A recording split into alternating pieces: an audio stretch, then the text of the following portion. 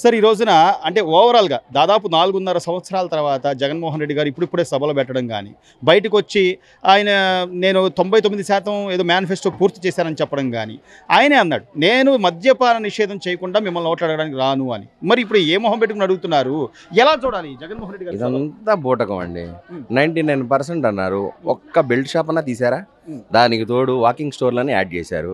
నాసి రకం మందు ₹30 మందు తీసుకొచ్చి ఈరోజు ₹200కి అమ్ముతున్నారు. పని లేకుండా వారంలో 6 రోజులు పని చేసుకుంటూ చక్కగా రోజుకు ఒక ₹50 ఒక క్వార్టర్ తాగి చక్కగా ₹500 కూలి తీసుకుంటే ₹450 ఇంటికి చేరి వాళ్ళు బతికేవాళ్ళు. ఈరోజు 3 రోజులు పని కూడా లేదు వాళ్ళకి. ఇసుక వల్ల దేని వల్ల అయినా సరే మొత్తం కార్మిక రంగం మొత్తం దెబ్బతింది. వాళ్ళు 3 రోజులు పని చేస్తే ఆ 3 రోజుల్లో తీసుకెళ్ళి 3 రోజుల డబ్బులు అక్కడే పెడుతున్నారు. ఆ నాసి రకం మందు దాగి హాస్పిటల్ చేరి లివర్లు పోయి కిడ్నీలు పోయి వాళ్ళు పడుతున్న యాతన ఎంత ఉందంటే అంతా ఎంత కాదు. మనం వెళ్ళి కొంచెం చిన్న స్లమ్స్లో మేము ఉంటున్నాం కాబట్టి మాకు తెలుస్తుంది ఎంతెంత ఇబ్బంది పడుతున్నారో కార్మిక రంగం అంతా దెబ్బతిందండి. ఇదంతా మాత్రం ఆయన బూటకమే తప్ప ఎటువంటి లాభం అనేది ఎవరికీ రాలేదండి. ఇదంతా ఒక ఎత్తు అయితే నిన్న జగన్మోహన్ రెడ్డి గారి మీద జరిగిన దాడికి సంబంధించి ఒకటే అంటే ఆయన మీద హత్యా ప్రయత్నమే జరిగిందని చెప్పడం తప్పు సార్ అది ఎందుకంటే మనం 2019లో చూసాం. ఇక్కడ ప్రశాంత్ కిషోర్ ఎట్లాంటి ఆటలు ఆడిచ్చాడో కోడికత్తి గురించి మనకి అట్లా అన్నీ చూసాము. ఇంకా జనాలు అమాయకంగా ఉన్నారా చెప్పండి? ప్రశాంత్ కిషోర్ వెళ్ళిపోయినా సరే ఆ స్క్రిప్ట్ మాత్రం చక్కగా వాళ్ళు అదే విధంగా కోడికత్తి అయిపోయింది. కోడికత్తి 2.0 లాగా ఇప్పుడు గులకరాయి తీసుకొచ్చారు. 2.0 పూర్తిగా అప్డేట్ వర్షన్ తీసుకొచ్చారు. ఇక దాన్ని మనం ఇక నమ్మి అటు చూస్తే మమతా బెనర్జీని ఉదారి చేశాడు, ఇటు చూస్తే స్టాలిన్ గారిని ఉదారి చేశాడు. ఈ స్కీములన్నీ చూసేసి సోషల్ మీడియాలో ప్రజలు చాలా అప్డేట్ అయ్యారు సార్. 2019కి 2024కి చాలా జనం అంతా చాలా అప్డేట్ అయ్యి ఉన్నారు. సోషల్ మీడియాలో చూసినా లేదా ఎలక్ట్రానిక్ మీడియాలో చూసినా దండాల రావడం వెంటనే ఈయన పట్టుకోవడం అది ఇదంతా కూడా వెంటనే జరిగిపోయినట్టుగా అక్కడ సాక్షి రిపోర్టర్ కూడా అంటే జరగబోయేది చెప్తున్నట్టుగా ఆయన రిపోర్టింగ్ చేస్తున్నారు తప్ప ఇంత ప్రీ ప్లాన్డ్గా కానీ ఏదైనా కానీ మళ్ళీ వెంటనే వాళ్ళు వచ్చేసి ఫ్లకార్డులు పట్టుకుని నారాసురుడు అని చెప్పేసి చంద్రబాబు నాయుడు గారి ఫోటోలు పెట్టడం ఇవన్నీ ఎలా అనిపిస్తుంది? ఇది మొత్తం రెడీ టు స్క్రిప్ట్ అండి. ఇదంతా క్లియర్గా కనబడుతుంది. మీరు ఆ వీడియో ప్రతి ఒక్కళ్ళు సోషల్ మీడియాలో చూడండి. కరెక్ట్గా దండేశారు. దండ తర్వాత 1 నిమిషం ఆడ మొత్తం కట్ అయిపోయి తర్వాత దెబ్బ తగిలినట్టు కనబడుతుంది. స్కిప్ అయిపోయింది. ఆ స్కిప్ అయిపోయిన ఆ నిమిషం వీడియో ఏమైంది అది క్లియర్ కట్గా వాళ్ళు మొత్తం ప్రీ ప్లాన్గా తయారు చేసుకున్న స్క్రిప్ట్ అండి అది. ఓవైపు ఏమో రోజా గారు రోడ్లు దిగ్బంధించేసి ఆమె రోడ్డు మీద బైఠాయించి నిరసన చేయడం కానివ్వండి, లేదా ఇంకో వైపు నుంచి రాంబాబు గారు లేదా ఈయన కొంతమంది నాని లాంటి వాళ్ళు ప్రెస్ మీట్లు పెట్టేయడం కానివ్వండి. సో ఓవరాల్గా అంటే ఇదంతా కూడా సానుభూతి కోసమే అనుకుంటే ఆంధ్రప్రదేశ్ ప్రజలు ఇంకా సానుభూతి వ్యక్తం చేసే పరిస్థితిలో ఉన్నారు. సానుభూతి పొందాలి అనుకుంటే ముందు ఈ రాక్షసుని వదిలించుకోవాలని సానుభూతి ముందు ప్రజలు కోరుకుంటున్నారండి. బాబు ఈ దరిద్రుని మాకు వదిలించండి బాబు, ఈ సైకోను మాకు వదిలించండి బాబు, ముందు మమ్మల్ని కాపాడండి, మేము మా బతుకులు మమ్మల్ని బతకనివ్వండి అని చెప్పేసి నీ సంక్షేమ పథకాలు వద్దు ఏమొద్దు బాబు, మా బతుకు మమ్మల్ని బతకనివ్వండి అని చెప్పి ప్రజల కోసం సింపతి కోరుకుంటున్నారే తప్ప ఇదంతా క్లియర్ స్క్రిప్ట్ అండి. మొత్తం అంతా రెడీ చేసుకున్నారు. ఎక్కడెక్కడ ఎవరెవరు ఉండాలో మొత్తం అంతా రెడీగా ఉన్నారు. రోజా గారు ఎప్పుడు వెళ్ళి నగరిలో కూర్చున్నారా? మనకు తెలియదా ఆమె ఎక్కడ ఉంటుందో? కరెక్ట్గా ఆ టైంకి వెళ్ళి అక్కడ ఎందుకు కూర్చుంది? ఇక్కడ గుంటూరు జిల్లా దాడుతున్నప్పుడు అంబటి రాంబాబు గారు గుంటూరులో లేకుండా వెళ్ళి సత్తెనపల్లిలో రెడీగా ఉంటాడా? అంతా స్క్రిప్టేనండి. క్లియర్గా కనబడుతుంది. మొత్తం అంతా క్లియర్గా చెప్పారండి. ఇంకో గంటలో ఇలా జరుగుతుంది, మొత్తం అంతా జరుగుతుంది, రెడీగా ఉండండి, జనాలు పోగేసుకోండి, రెడీగా ఉండండి, రోడ్ల మీద బైఠాయించండి అని చెప్పేసి క్లియర్ కట్గా వాళ్ళు స్క్రిప్ట్ రెడీ చేసుకున్నారు సార్. చివరగా సొంత చెల్లెళ్ళిద్దరూ కూడా బయటకు వచ్చి మా అన్నయ్యకి ఓటేయద్దు, అలాంటి వ్యక్తి ఒక హంతకుడిని ఆయన సపోర్ట్ చేస్తున్నాడు, లేదా ఈ కేసు తేల్చనివ్వకుండా చేస్తాను సునీత గారు చెప్పడం కానివ్వండి, లేకపోతే సొంత చెల్లెలు అయితే నేను రాజన్న బిడ్డను నన్ను గెలిపిస్తారా లేదా ఒక హంతకుడిని గెలిపిస్తారా అని ఆవిడ కడపలో అడగడం కానివ్వండి.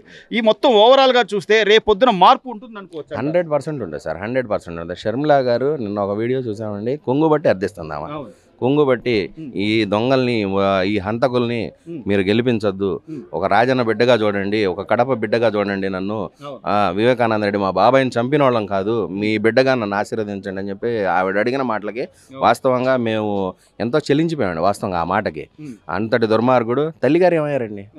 2014లో ఉన్న తల్లి, 2019లో ఉన్న తల్లి, 2024లో ఏదండి? ఎక్కడికి వెళ్ళింది? ఇది ప్రజలకి తెలియాలి. ఇదంతా జరుగుతున్నదంతా బూటకం అంతా. ఇదంతా క్లియర్ కట్గా స్క్రిప్ట్ చేసుకొని వాళ్ళు రెడీ చేసుకున్నారు. అంతా 100% ఉండదు, 100%, 200% ఉండదండి. ఈ కూటమి అనేది విజయం తథ్యం. ఒక్క పెద్ద మెజారిటీతో గెలవబోతున్నారు. ఈయన చెంచల్ కూడా అలా ఉంటాడా, ఏదో లండన్ బారిపోతారంటున్నారు, ఆ లండన్ బారిపోతాడా అనేది రెడీగా మనం చూడటమే తప్ప మన జూన్ తర్వాత జూలైలో ఇవన్నీ చూసేస్తామండి. సార్ ఈ రోజున జనసేన, భారతీయ జనతా పార్టీ అలాగే టీడీపీ కూటమి నేపథ్యంలో నాయకులు రోడ్ల మీదకి వస్తున్నారు, లేదా వాళ్ళ స్పీచ్లు చెప్తున్నారు, లేకపోతే వాళ్ళు ఏం జరుగుతుందో రాష్ట్రంలో చెప్తున్నారు. ఎక్కడ కూడా ఎలాంటి ఆటంకాలు కానీ లేకపోతే గొడవలు కానీ ఇలా రాళ్ళేయడం కానీ లేదు. రాష్ట్ర ముఖ్యమంత్రి సాక్షాత్తు ఆయన నేను 99% మేనిఫెస్టో పూర్తి చేశానంటున్నాడు, ప్రజలందరికీ న్యాయం చేశానంటున్నాడు. మరి అలాంటి వ్యక్తి మీద గులకరాయితో హత్యా ప్రయత్నం ఎలా జరిగిందంటారు? దీన్ని ఎలా చూడాలి? అది ఆయనకే తెలియాలండి.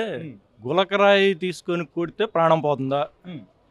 అది ఎలా ఇప్పుడు సెక్యూరిటీ ఉన్నారు, సెక్యూరిటీ తగలకుండా మీకొక్కడికి ఎలా తగులుతుంది? ఇప్పుడు చుట్టూ 10 మంది జడ్జి సెక్యూరిటీ ఉంది, అందరూ ఉన్నారు.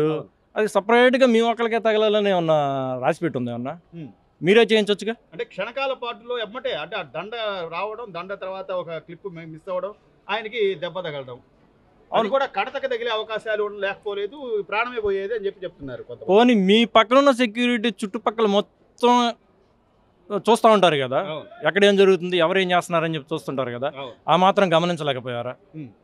సుమారు 1000 మంది పోలీసులు ఉన్నారు నిన్న, 2600 మంది పోలీసులు. అవును. మరి ఇంత అంటే భద్రతా వైఫల్యం అనుకోవాలా, లేకపోతే ఇదంతా కూడా ఒక ప్రీ ప్లాన్డ్ గా వెంటనే ఫ్లెక్సీలు వెలిసి నారాసురుడు అని చెప్పి బ్యానర్లు పెట్టేసి ఈ చేయడం ఎట్లా చూడాలి? అది పక్కా ప్లానేనండి, ప్లాన్ ప్రకారమే. అంతేగాని ఇప్పుడు జరిగింది ఇంటిమేషన్ వెళ్ళాలి అంటే వీళ్ళు రెడీగా ఉంటారా? ఇప్పుడు జనం ఎక్కడెక్కడో ఉంటారు, పార్టీ వాళ్ళు ఎక్కడెక్కడో ఉంటారు. విత్ ఇన్ సెకండ్స్లో నీకు ఇంటిమేషన్ ఎలా వెళ్తుంది? వెళ్ళదు కదా. మరో కోడి కత్తి కేసు అనుకోవచ్చా? అనుకోవచ్చు. సో అంటే ఈ 4.5 సంవత్సరాలు జగన్మోహన్ రెడ్డి గారు నేను ఎంతో చేశాను, బటన్ నొక్కాను, నేరుగా డబ్బులు వేసాను అంటున్నారు. దీన్ని ఎలా చూడాలి? బటన్ నొక్కడం ఏంటి సార్? నువ్వు పరిశ్రమలు తీసుకురావాలి, చెయ్యాలి, ఉద్యోగాలు ఇప్పించాలి, అన్నీ చెయ్యాలి. కానీ నువ్వు బటన్ నొక్కి వాళ్ళకి డబ్బులు వేసాను, నీ నవరత్నాలు నువ్వు ఇంప్లిమెంట్ చేసుకుంటున్నావు తప్ప మిగతా వాళ్ళకి ఏం చేస్తున్నావు? మిగతా వాళ్ళకి చేయట్లేదు కదా. నవరత్నాల్లో మద్యపాన నిషేధం చేశారంటారా, లేదా అమరావతి అభివృద్ధి చేశారా, లేదా జనవరి జాబ్ క్యాలెండర్ ఇచ్చారా? అసలు ఏం చేశారని ఆయన నేను 99% పూర్తి చేశాను అంటున్నారు. మద్యపాన నిషేధం అయితే చేస్తా అన్నాడు కానీ అది అమలు జరగలేదండి. దశల వారీ చేస్తా అన్నాడు, అది అవ్వలేదు. ఇప్పుడు రాజధాని అన్నాడు, రాజధాని తీసుకెళ్ళి 3 రాజధానులు అన్నాడు, తీసుకెళ్ళి వైజాగ్లో పెడతా అన్నాడు. నువ్వు ఇంప్లిమెంట్ ఏది పోనీ అన్నావు, అక్కడ పెట్టాలి కదా. ఇంతవరకు ఏమీ లేదు కదా. నువ్వు మాటల వరకే పరిమితం కానీ చేతలకు పరిమితం కాదు. సో ఓవరాల్గా జనాల్లో ఒక క్లారిటీ ఉందనుకోవచ్చా సార్? అంటే ఈసారి ఎవరికి ఓటేయాలి, ఏంటి, ఎవరికి ఓటేస్తే రాష్ట్రం బాగుపడుద్ది అనే ఆలోచన. ప్రజలైతే మార్పును గమనిస్తున్నారండి, జనాల్లో అయితే మార్పు వచ్చింది.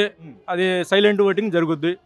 ఇప్పుడు ఏదన్నా చేస్తే అతని మీద కక్ష కార్పణ్యాలు పెట్టుకొని అతన్ని బెదిరించడం కానీ ఇంకోటి కానీ చేస్తున్నావు. ఇప్పుడు డైరెక్ట్ ఎందుకు చెప్తారు? మారాల్సిందంతా జనం చేతుల్లోనే ఉంది. నువ్వు నవరత్నాల పథకం పెట్టావు, అందినోడు నాకు అందిని అనుకుంటాడు, అందనోడు అందలేదు అనుకుంటాడు. కానీ నువ్వు జనానికి ఏం చేసావు? ముందు అసలు రోడ్లు చూస్తేనే ఉన్నా గుంతలమయము, ఇటు చూస్తేనే ఉన్నా గంజాయి. అసలు ఎవరు క్లారిటీగా ఉన్నారు? ఇప్పుడు విద్యార్థుల భవిష్యత్తు నాశనం అయిపోయింది, వాళ్ళకి ఉద్యోగాలు లేవు, వాళ్ళు ఎక్కడికి వెళ్ళాలో తెలియట్లేదు. ప్రజలైతే అంత పిచ్చోళ్ళలాగా అమాయకంగా అయితే లేదు సార్. మార్పు అయితే వచ్చింది. ఈ కూటమి అభ్యర్థులు గెలుస్తారని చెప్పేసి మేము పక్కాగా కోరుకుంటున్నాం, గెలవాలని కూడా కోరుకుంటున్నాం.